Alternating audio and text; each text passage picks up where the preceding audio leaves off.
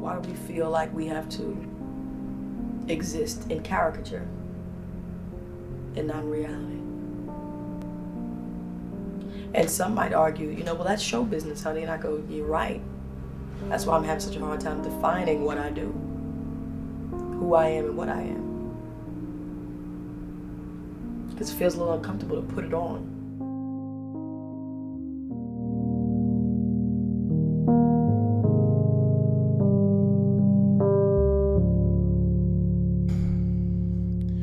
In 1987, 13-year-old Lauryn Hill took the stage at the Apollo Theater for amateur night. So let's bring out our next contestant. Gives a nice Apollo welcome to Lauryn Hill. Lauryn was an immensely talented and musically precocious child, making her first television appearance in probably the most high stakes and vicious stage in all of entertainment.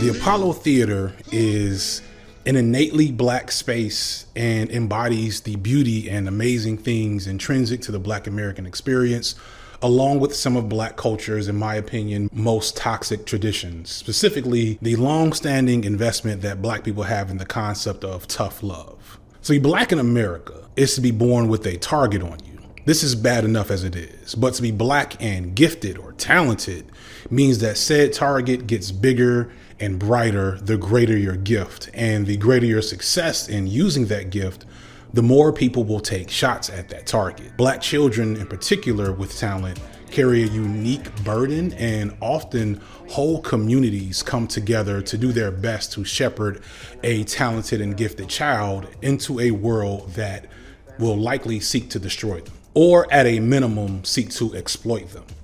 For generations, one strategy that has always been used for these hyper-talented children was an emphasis on tough love, meaning the enacting of cruel and harsh practices towards these children with the goal of toughening them up as they incubate in our communities, so that when they get out into the real world, aka the white world, that the inevitable toxicity of that space won't destroy them outright. There's a lot to unpack about this practice, as on one end, it's hard to say outright that it's not an effective strategy in some ways. It's hard to find a Black success story in the last 50 years that doesn't evoke the value of tough love, from the Williams sisters to Kendrick Lamar to Denzel Washington. However, sometimes I think we forget that those are the success stories, and that we don't always hear these stories of how tough love didn't really help a child's outcome. Instead, you'll hear phrases like most Black children's first bullies are their parents. It's likely that those stories where tough love didn't work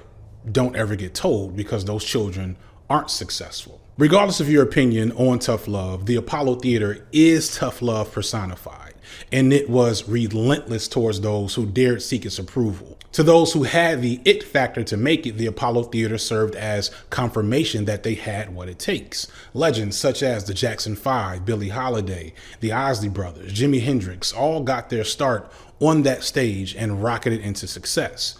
But other would-be legends such as Luther Vandross, Jamie Foxx, and James Brown weren't so lucky. The complex thing about tough love is that theoretically, deep down, it is still love.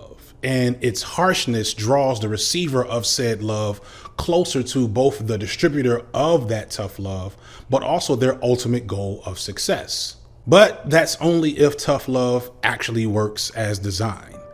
What if tough love is just trauma we've mythologized as useful?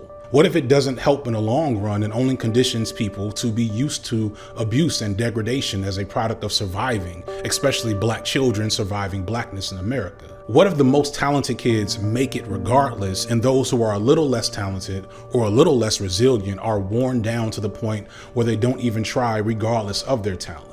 When Lauryn Hill took the stage at only 13, this precocious, shy, beautiful child came face to face with that famously harsh audience dressed in her best. It's clear she was nervous, and the crowd saw it too. Had you, I treated you bad.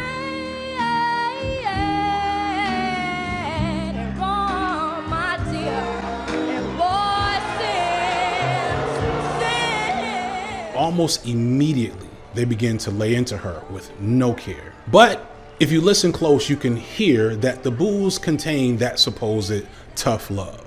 If I analyze this moment, you might almost look at the boos as an attempt to see if Lauryn was for real, because her performance, while a little shaky, wasn't so bad. The crowd was testing her resilience, trying to see if she would fold under the pressure or rise to the occasion. You even hear one person yell for her to get closer to the mic to project better.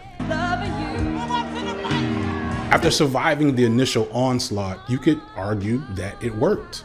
Lauryn gains her confidence and finishes the performance with the help of the crowd clapping to the beat to keep her on track and rewarding her perseverance with a round of applause. And I wonder whose love.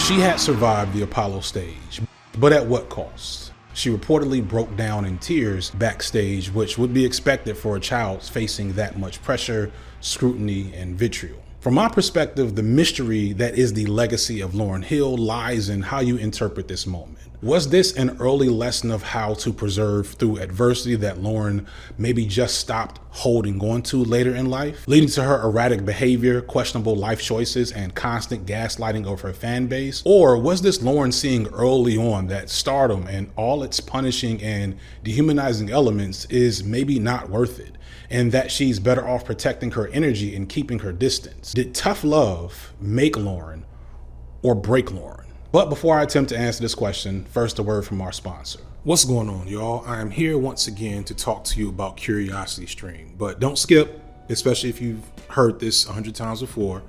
I want to try something a little different to explain why you should take advantage of the deal that I'm about to present to you. Normally, when talking about CuriosityStream, I would bring up the fact that it has thousands of documentaries that are independent, and that if you're the type to want to watch, long analysis videos like the ones I make, then you're probably the type to get something out of having access to CuriosityStream. However, today I want to talk a little bit more about the value of Nebula. Nebula, for those who do not know, is a streaming service made for myself and other creators to basically be a home away from home on YouTube. It's not meant to replace YouTube per se, but it is a place where creators like myself or Foreign Man in a Foreign Land or Oli Sunvia or Tom Nicholas or even bigger people like H Bomber Guy and Philosophy Tube can make content not so much away from YouTube, but apart from many of the restrictions that YouTube often puts on content creators and their content.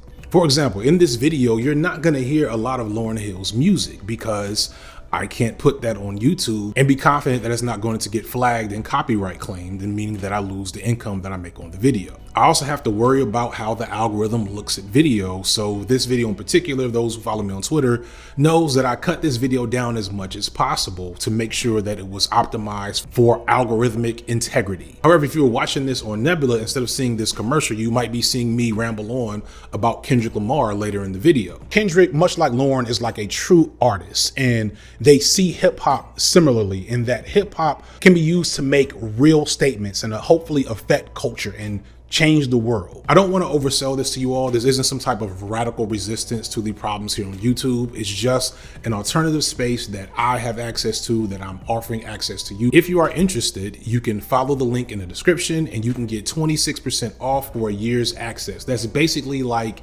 paying for Netflix one time for an entire year. So please check it out if you're interested. I want to say thank you to Nebula and CuriosityStream for supporting this video. And now back to the video. As usual, I am not going to give you a full-on biography here.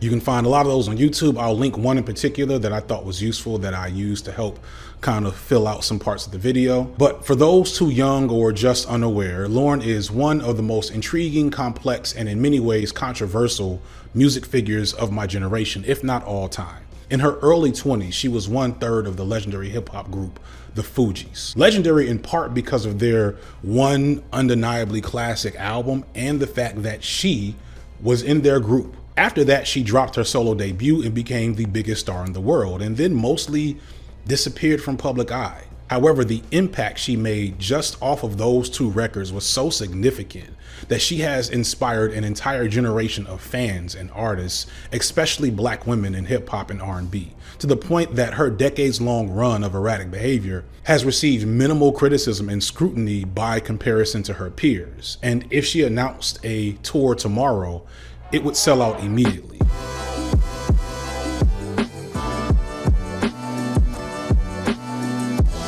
Lauryn was born to a relatively normal household in East Orange, New Jersey. She grew up with her mother and father in the home, surrounded by music, and with relatively no indication of significant negative events. She was at most just a hyper-talented black child, which can be its own form of trouble growing up. But more than anything, I think it was just her being a girl trying to survive in a male-dominated space where she was better than most any man she might encounter. But we'll come back to that. Lauryn's experience on the Apollo was the first of many opportunities that she encountered early on, including a recurring spot on daytime soap operas and a few other appearances before her biggest star turn alongside Whoopi Goldberg in Sister Act 2. Yo, could we hurry this up? Some of us got things to do. Word. You know what I'm saying? Goodness. Are you Rita Watson? Yeah, that's me. And I'm sorry I don't have any cute stories or anecdotes to tell you. Which is where a 12-year-old FD signifier first fell in love with her, and that quite likely shaped my taste in women for the rest of my life. It's not something I'm necessarily proud of, but when I look back at every girl I've had a crush on or dated since middle school, I may have had a type. In between these minor opportunities, Lauryn made a name for herself and attracted the attention of one Procasro Samuel Michelle, aka Proswell or Pros, at Columbia High School in New Jersey, and they formed a musical group that later would include Wyclef Jean. Real story is, you know what I'm saying, he was like the big man, you know what I'm saying, in the high school. He wanted to put 2 cute girls in a group behind him, you know what I'm saying, so he could look like the man, the player of the high school. This group went through a lot of changes in names and would eventually be known as the Fugees. Lauryn was only supposed to sing initially, which I imagine couldn't have lasted for long once her talent was noticeable. Wyclef was no slouch either as a performer and general charismatic presence on their records, and Pros was kind of the weakest link, but like he had to add something. He seemed to be the mastermind behind their sound and business sense, so I'm sure there's something in there somewhere. What's curious about this early era of the Fugees, with all of these people being so young, is how much attention, and if I'm honest, condescension that Lauryn seemed to receive from seemingly everyone involved with the group. According to what I found, it seemed like Lauryn took on the little sister role among the men and as well as their management. Wyclef even claims that he taught Lauryn how to rap. It seems absurd in retrospect, but I think it actually makes a lot of sense. As I mentioned in the Nicki Minaj video, hip hop at this time period was very much a boys' club and pretty much has always been. The late 80s in particular up to the mid 90s was the heyday of gangster rap across the board, whether it was Kool G Rap, Nas and the Wu-Tang Clan in the Northeast, the Ghetto Boys, Big Mike, 8-Ball MJG in the South, or Ice Cube, Dr. Dre, or DJ Quick in the West Coast. Now, there were always not so gangster acts active in hip hop, such as Arrested Development, PM Dawn, and Common, but they were very much apart from the gangster rap that was beginning to control hip hop via the corporate interests that were starting to invest in the art form. And the Fugees, when they came out, were very much apart from that as well. And when they had their debut album in 1994 that was actually recorded in 1992, it already felt extremely dated. Women in hip hop were still in a phase where black femininity was mostly hidden under a lot of baggy clothes. While this worked for women such as Queen Latifah, MC Lyte, and the Lady of Rage to limited success, the petite and soft-spoken Lauryn, despite her booming, raspy vocals and deep voice, I imagine just didn't seem like it was going to work on the grand scale. And let's also recognize that Hill was only 19 years old when Blunted on Reality and the Fugees' first failed album dropped, which means she was only 17 when she started recording it. She was a baby, only a few years removed from being booed on the Apollo stage. Despite a few really good songs that were hit off of their first album, Blunted on Reality, the album flopped and the group floundered, seemingly being over before they started. Less than 2 years later, their second album, The Score, would be released. Their first single, Fuji La, was an instant classic, showcasing the true talent of the trio and their ability to intertwine Caribbean sounds that were not really in style in hip hop then, along with amazing melodies and Lauryn's powerful, enthralling voice combined with Wyclef's infectious energy, broke it into the top 40. This was already an accomplishment that nothing off of Blunted on Reality managed to do, despite a few of those tracks still holding up to this day. That said, while I love Fuji La then and now, I barely remember listening to it when it first came out, or it being when I was truly introduced to the Fugees, because a few months after that, their second single would drop, and it was pretty much a shift in the culture. Drumming my pain with his fingers, singing my life with his words,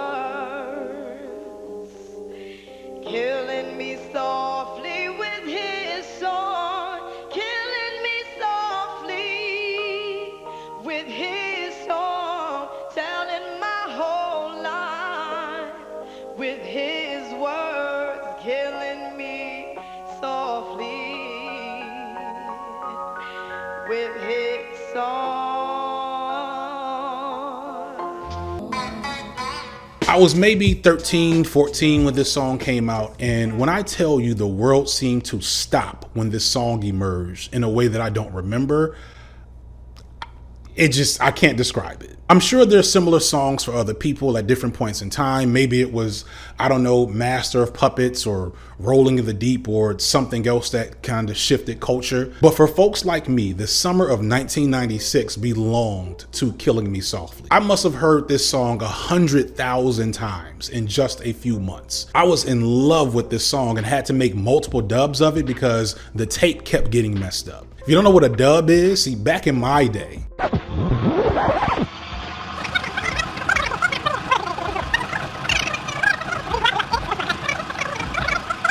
and it would not be a high fidelity copy of the music, but it was the best you could get at the time. But despite the fact that the whole album was amazing, what people remember is that career defining moment in Killing Me Softly from Lauryn Hill.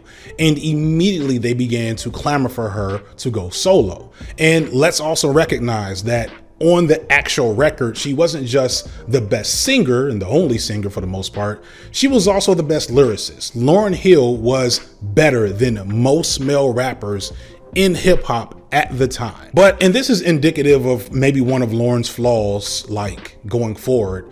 She didn't really want to go solo. She kind of wanted to keep that team together, or at least was invested in the idea of deferring and keeping with the men around her. People try to tell me to do a solo album, and that really wasn't where my head was. And I didn't think that just because people dug what I did, you know what I'm saying, that meant that I had to leave my crew. You know what I mean? I was real happy in Fuji land, you know what I'm saying? So it was like, there was really no need for me to bounce, and I wasn't even ready to do anything solo at that point. I was on a whole other level someplace else. She agreed to go solo, but in her solo project, it seemed like she really wanted Pras and Wyclef to work with her, and initially Wyclef said no. Wyclef and Lauryn had secretly been dating for years, but buried in their relationship was clearly some type of artistic rivalry of sorts.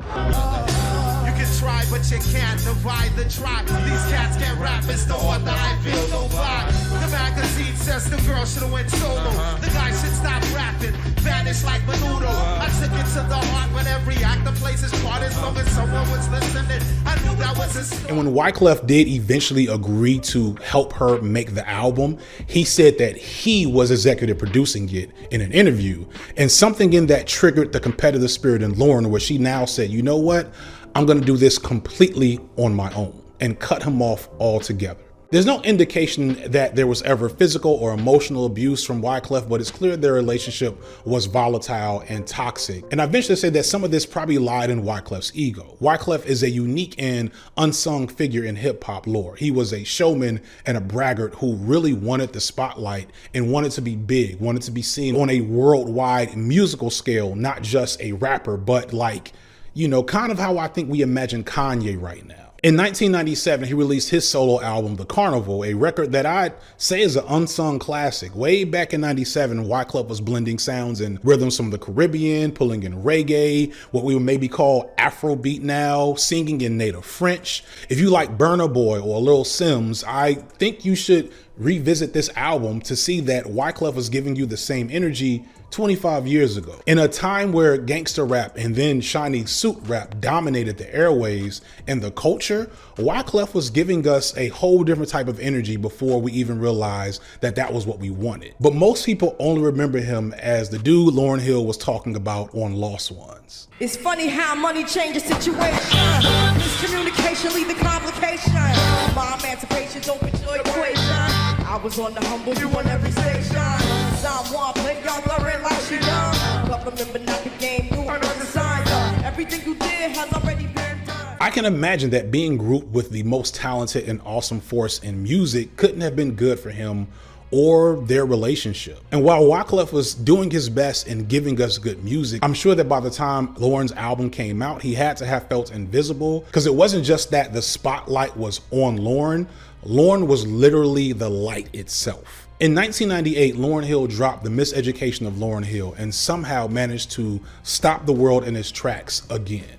But this time it wasn't just one song, it was the entire album. I could gush forever about the greatness of this album. Literally every song is good. Most of the songs are outright classic. Lost One still holds up. That Thing still holds up. Nothing even matters. If like the mythological nature and concept of black love could be personified in a song, it would be that song. It was a culture shifting moment in music. I've seen more than a few hot takes and criticisms of this album as preachy and maybe even hotep adjacent, which is somewhat fair, but also kind of a lazy, uncritical criticism of Lauryn. There are more than a few lyrics and elements of that album that pushed out today might get Lauryn dragged on Twitter, because by today's standards, they would come off as conservative and maybe a little bit regressive around gender and the role of women and how women should act, etc. And considering the complexity of Lauryn's personal life at the time, it's reasonable to look at some of her preachiness as also hypocritical. However, we're not really thinking about the fact that this is a different time and that Lauryn is of that relatively conservative generation of Gen Xers and older black people who saw and experienced the world quite differently than how a lot of black folks perceive and experience the world now. Older black Gen Xers, say like an Ice Cube, who are in their 50s now, would have been teens and young adults during that crack era. And younger Gen Xers like Lauryn Hill would have been children. So they saw firsthand how crime and addiction ravaged communities. And without the benefit of systemic analyses that are now the norm for explaining and understanding these issues, they relied on what they had access to and looked to tough love as a solution for addressing the issues that black people face. Lauryn, who again was only 21 when she was working on this album, was trying to do what she thought she could to change the trajectory of black people. It was the message she felt she had to offer the world. And if you pay attention to her music, her interviews, her award speeches, etc., then you see that was one of her fundamental drives as an artist. She was trying to change the world, and she was trying to do it in her early 20s. And I defy any of you to stand by the way you thought and talked about the world when you were 21, 22 years old. I am so happy I did not have Twitter at that time. So what today seems preachy was low-key inspiring 25 years ago. There's a reason why we still love Lauryn. I'm specifically speaking to you guys up there. There's absolutely nothing that I am doing that y'all can't do, every single one of you. I'm 23 years old, and I'm just a kid. You know what I mean? I'm a child in this. There's so many great people who came before me who have put their hearts and their souls on the line for music. I'm just one person, you know what I mean? God has given me the opportunity, and I'm so thankful. But just know that we all have the potential to do anything and whatever. And again, when coming from such a young voice, you really need to give her more grace than that. And call it preachy all you want. The album was not just a masterpiece, but made her a phenom worldwide. I think it's lost really how unique this moment was in American media. This was a time before TikTok or Instagram where there wasn't a 24-hour media cycle. There weren't 500 different social media networks. You couldn't go viral to speed up the process of becoming a star. Yet in a very short time, Lauryn Hill was everything, everywhere, all at once. Like right now, Beyonce is by far the biggest pop star in the world, right? But recognize that Beyonce built up to that position over the course of a decade. By the time Beyonce became Beyonce, she was on her 5th album. She was a seasoned vet in show business. She was married. She had a solid team around her, and she was a mother and 30 years old. Imagine if Beyonce was expected to be the Beyonce we know today when she was 23. Imagine how it must have felt for a 23-year-old, very private and very flawed and very complex Lauryn to emerge on the scene and immediately have the whole world announce in unison, "We love you and we want more." Her face graced every magazine cover. Her voice played on every radio station, and she had attained a level of influence and stardom only a few black people had ever had, and very few that were women and almost none that looked and talked like her. It should not be lost that Lauryn Hill was a dark-skinned, unambiguously black woman who was not showing off her body and had 4C natural hair that at the time were in the form of free-form locks. She did not look like the standard of beauty, even for black people, in an era where most black women in the media eye looked like this. Let alone the, for the time, very radical and revolutionary ways in which she spoke about black issues and black people. Lauryn was talking in a way that, like today, the type of stuff I sometimes talk about in my content definitely keeps certain sponsors from gracing my screen. But at the time, Lauryn was doing that and still being the biggest star in the world. And it's clear that that pressure was overwhelming and corrosive to her.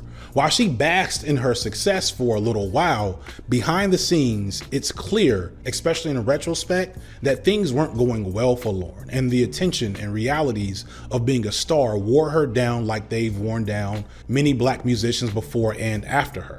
And it's at this point where the story takes a turn, and what you believe or think about Lauryn's problems is usually based in two narratives that start at this point. Narrative one, which is the most popular narrative, is that Lauryn Hill maybe developed some mental health issues, or just herself maybe was crippled by anxiety, or just the toxic nature of her relationships, or maybe her own like bad behavior has kept her from making good music and really participating in the legacy that she was creating. The other narrative is that maybe after getting a taste of what superstardom was and having the perspective of other black musicians that went through the same thing, she decided to divest from the thing altogether, exiting the stage and only entering into public life when necessary or unavoidable. To figure out which of these narratives is more accurate, we have to start addressing the unflattering reality of Lauryn's relationship with several men, and that something about Lauryn's ways kept space for men who were far from maybe like Future, but also not necessarily a Russell Wilson type of guy. Wyclef, her first paramour, was married during parts of their relationship.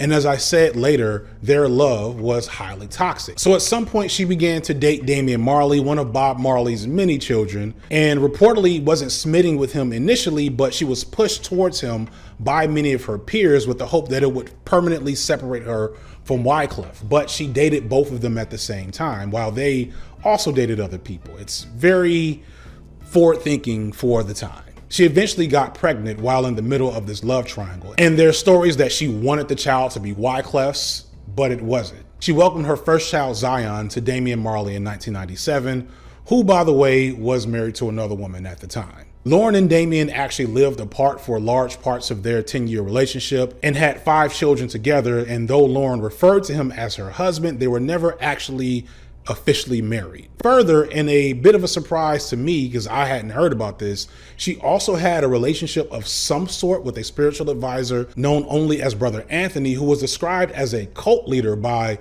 other men in Lauryn's camp, including Wyclef, Damian Marley, and Pras.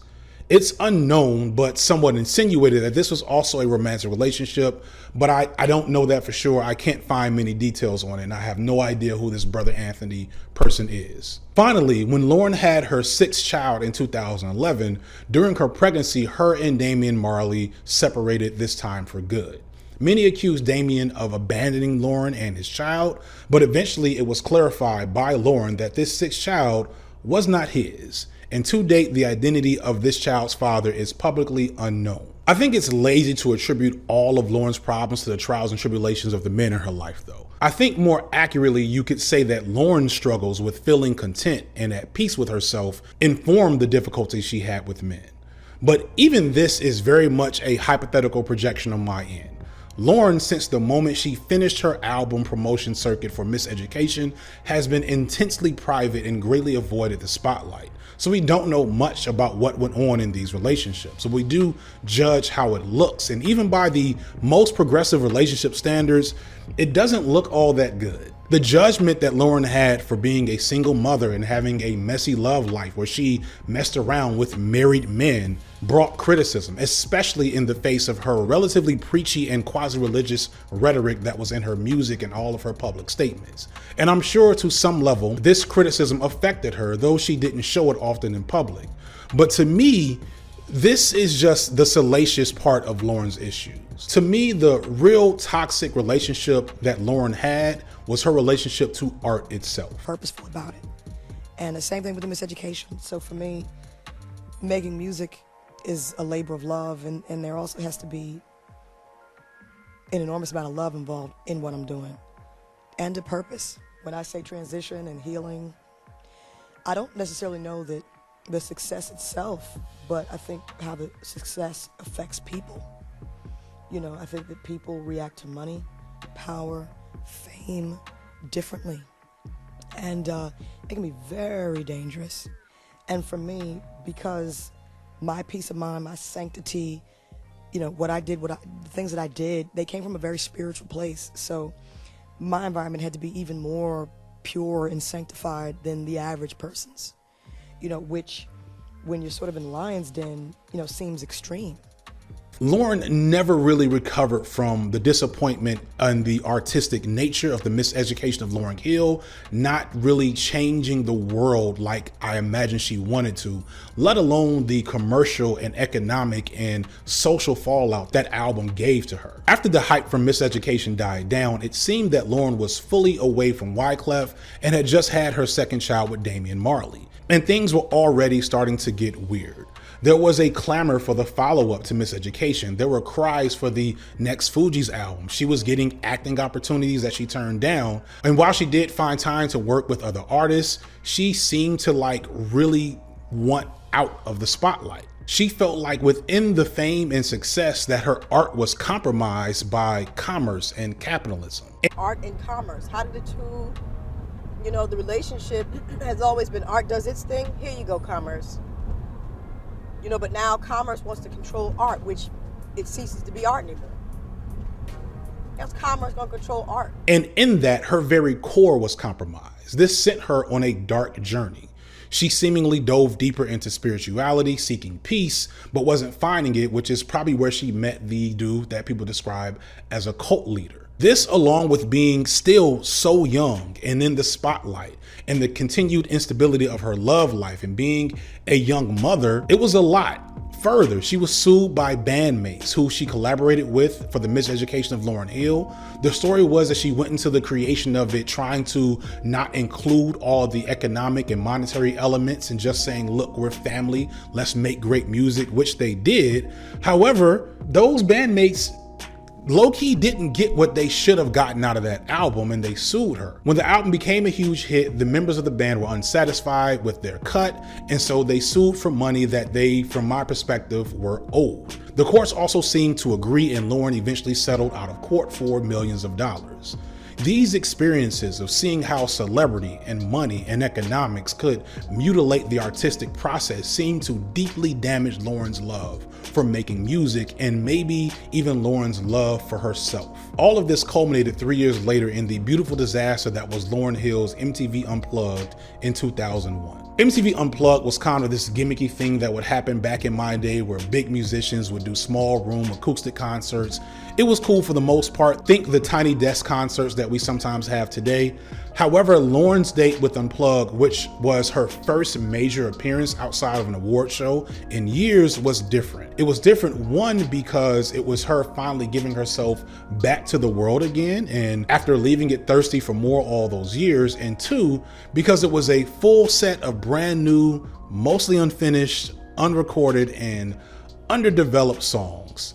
And I don't care what anybody says, the shit was pretty bad. It's an interesting artifact from like an artistic experience perspective because it gives this like raw window into the struggles to come for Lauryn Hill. The first song, Mr. Intentional, could be about one of the many men in her life, about them gaslighting her about their relationship and his ability to be with her. Is it a song about Wyclef or Damien or art itself? Rarely can you get such raw engagement with any person, let alone a phenom who was so private like Lauryn Hill. But the actual music, the performance, it was like a bad poetry lounge performance for the most part. The songs all sounded the same. There were numerous flubs. Lauryn is no her when it comes to the guitar. Further, if you had any annoyance with how preachy Miseducation of Lauryn Hill was, Unplugged was going to make your eyes roll, as Lauryn embodied all of the memes and stereotypes we have now of the sage burning, chakra aligning, crystal charging,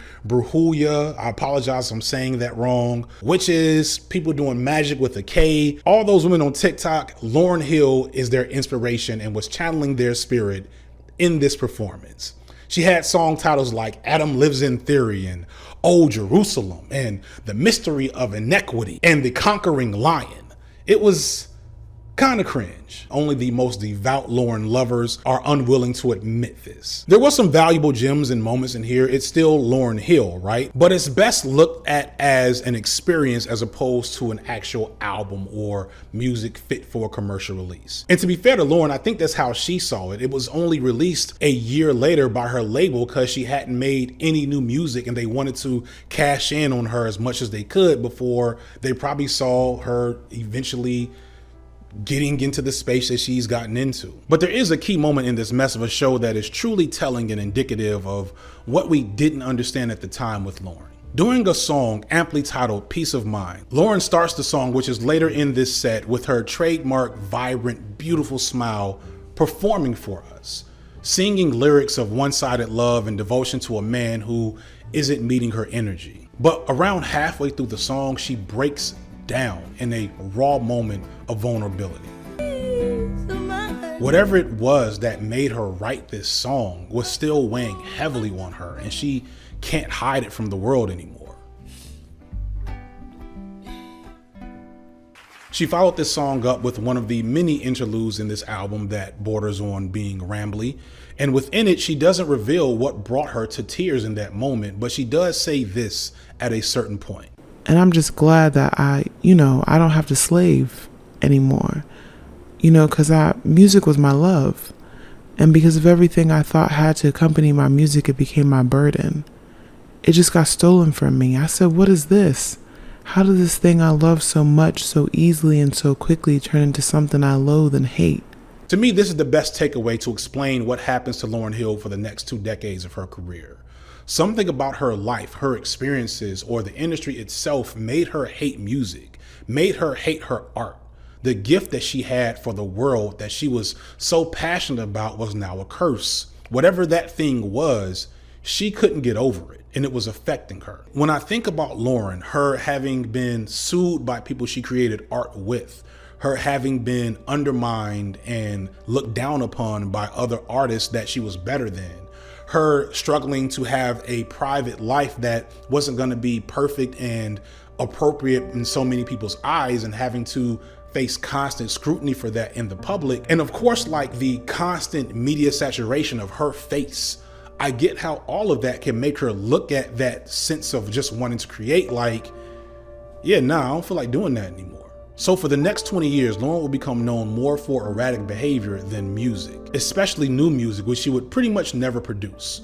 Lauryn would do performances where she would constantly either no show or show up incredibly late, to the point where you would wonder why anyone would buy tickets to one of her concerts at all. She would reconnect and then break up again with her Fugees bandmates. She got into tons of legal trouble, including tax evasion charges that caused her to have to spend 3 months in prison.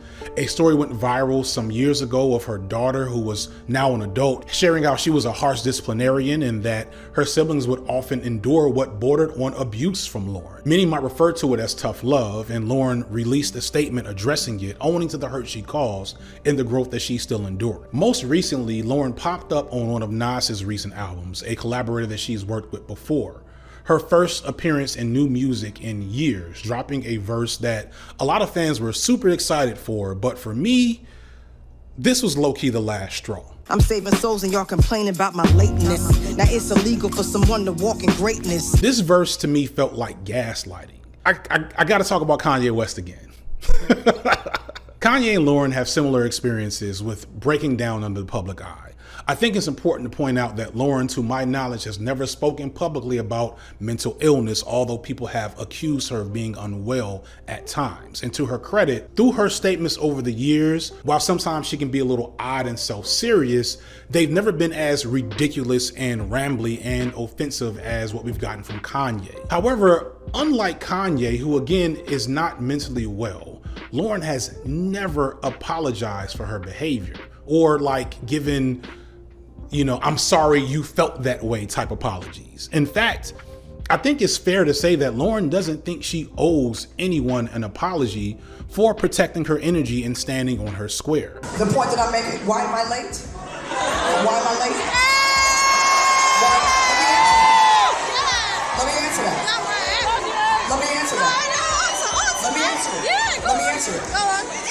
Let me answer it. Because this is not robotic. This is a commodity of the soul and the emotions. And every day it's a different day. In some ways, I respect that. Hell, it's a stance I've taken a few times. And it's not like Kanye's apologies mean a whole lot, but it's still, I feel a way. Specifically, I feel a way because of what came across in this verse. Because like, Lauryn doesn't owe anybody an explanation or an apology. I'll hold that. But like, this verse, she says stuff like, now it's illegal for someone to walk in greatness. They want the same but they don't take risks. Or if I'm a messenger, you block me, then you block the message. And it's like, when I see lyrics like, I'm saving souls and you're complaining about my lateness, I get kind of annoyed. Because it's one thing to stand on your square and require people to meet you where you are because you don't plan on moving and that's your authentic walk-in journey. You want to create healthy boundaries around yourself and especially your children and relationships. Cool.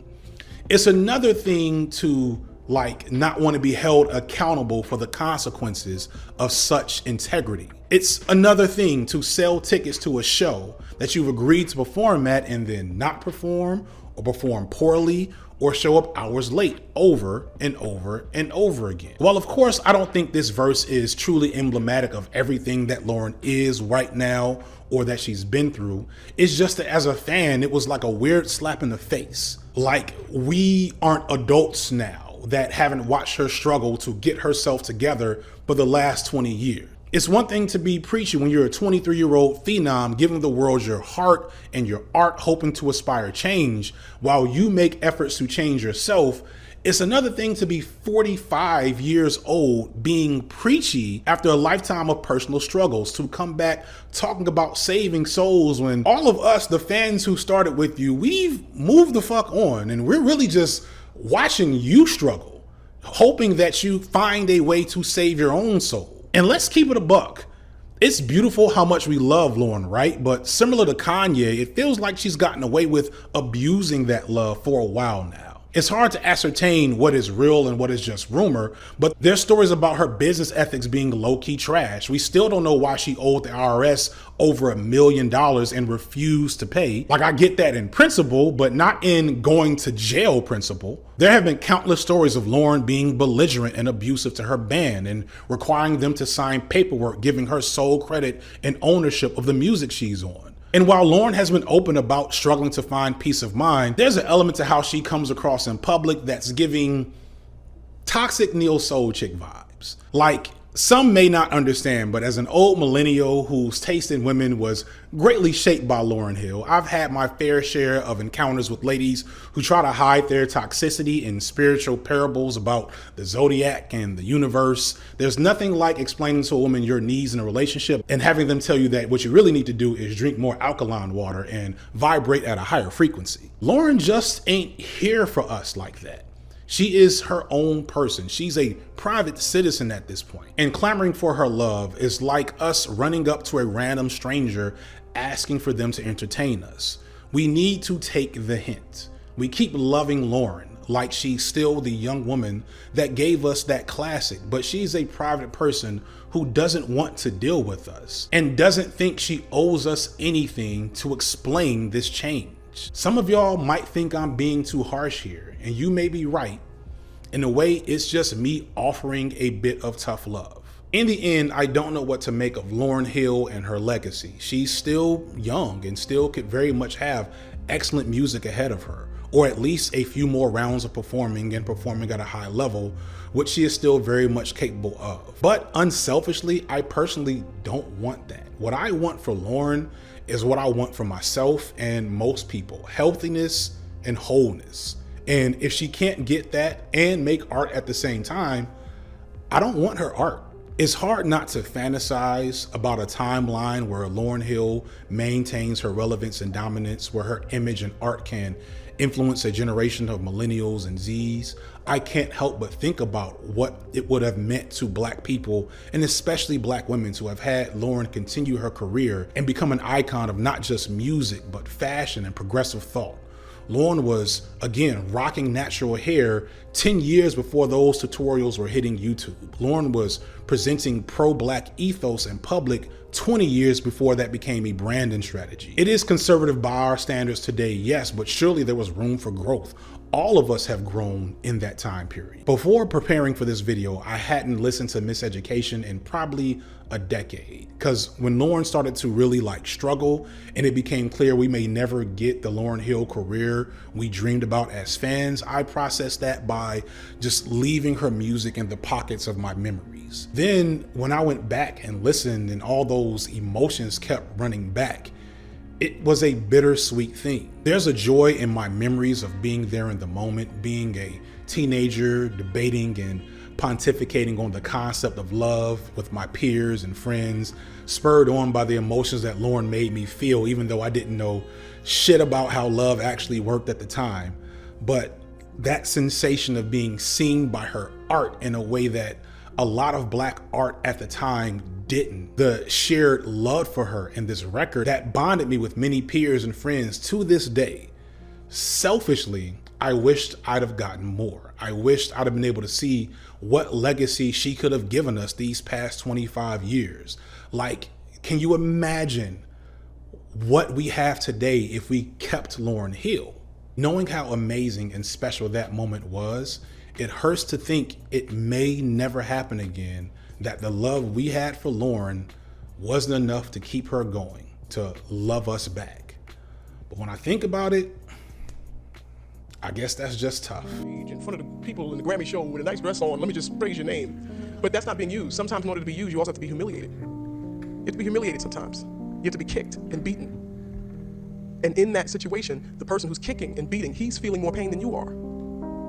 You know, love is an incredible thing, and we don't know love like we should. We always talk about, I have unconditional love. Unconditional love is, we don't even know it, because if a person stops stimulating us, we stop loving them. You're not interesting to talk to anymore, goodbye. But that real love, that love that sometimes is difficult to have, that's that love. That's all I got for today, y'all. Please support Curiosity Stream. You're probably gonna wanna have it for my next video, because I don't know how that's gonna get across the censors. Please support me on Patreon so I can keep making content like this that is very much loving deep dives into things that speak to me spiritually and artistically, as opposed to specifically just, you know. Anyway, that's all I got for today, y'all. Peace.